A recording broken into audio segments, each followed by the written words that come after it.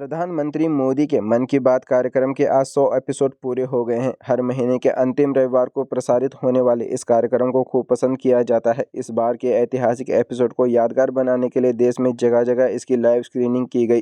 पूर्व मुख्यमंत्री जयराम ठाकुर ने शिमला के भराड़ी में इस कार्यक्रम को सुना। जयराम ठाकुर ने कहा कि कार्यक्रम रामायण व महाभारत की तरह लोकप्रिय हुआ है, जिससे कई लोगों के जीवन में तब्दीली आई है। जयराम ठाकुर ने बताया कि मन की बात कार्यक्रम के 100 संस्करण ऐतिहासिक हैं।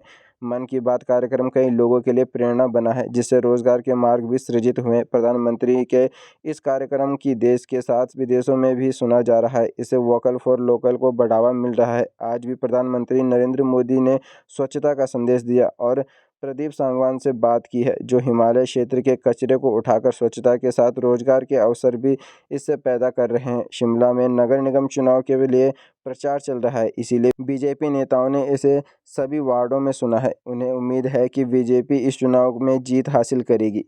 सबसे पहले तो मैं प्रधानमंत्री नरेंद्र मोदी जी को बहुत बहुत बधाई देता हूं कि बिना रुके बिना वादा के 100वां एपिसोड पूरा हो गया मन की बात का। और हमारे लिए सौभाग्य की बात है, भारतवासियों के लिए मन की बात एक विषय बन गया है। जिस प्रकार से मैंने कहा कि जिस तरह से किसी वक्त रामायण और महाभारत को देखने के लिए लोग सारा काम छोड़ करके टेलीविजन स्क्रीन के सामने बैठते थे, और उसी तरह से मन की बात का ये कार्यक्रम आगे बढ़ करके आज पूरे देश के, दुनिया के लोगों के दिल दिमाग में बैठा है।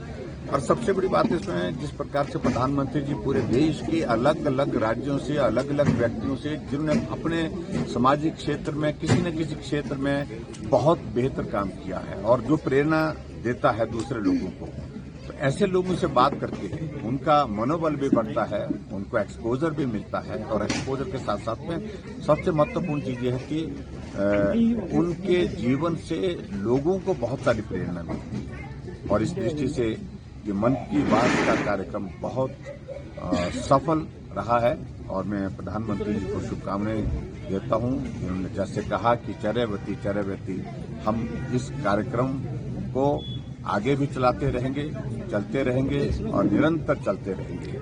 प्रधानमंत्री जी को मैं बहुत बहुत बधाई देता हूं। जो हिमाचल में जिन्होंने काम किया, प्रदीप सांगवान जी, जिनने पर्टिकुलरली जो है पर्यावरण के क्षेत्र में बहुत बेहतरीन काम किया है, उनका भी जिक्र हुआ है। और प्लास्टिक यूज पर हिमाचल ने पहले से ही बैन लगाया है, लेकिन अपने 2018 में जो कुछ चीजें बच गई थी जिसको बैन करने की जरूरत थी, जैसे कटलरी वगैरह, सारा ये जो शादी वगैरह होते हैं, बड़े फंक्शन होते हैं, उसमें प्लास्टिक के प्लेट्स वगैरह का इस्तेमाल होता है, उसको भी हमने बंद करने की दिशा में कदम उठाया और उसमें हमने सफलता हासिल की है। और खासतौर से प्रधानमंत्री जिस बात के लिए विशेष तौर से प्रयत्न कर रहे हैं कि जो वोकल फॉर लोकल, इस बात को लेकर के, और उसमें निश्चित रूप से उस दृष्टि से बहुत बड़ा एक सपोर्ट मिला है लोकल चीजों को प्रमोट करने का, और उससे लोगों का जीवन का एक जीने का रास्ता भी बना है।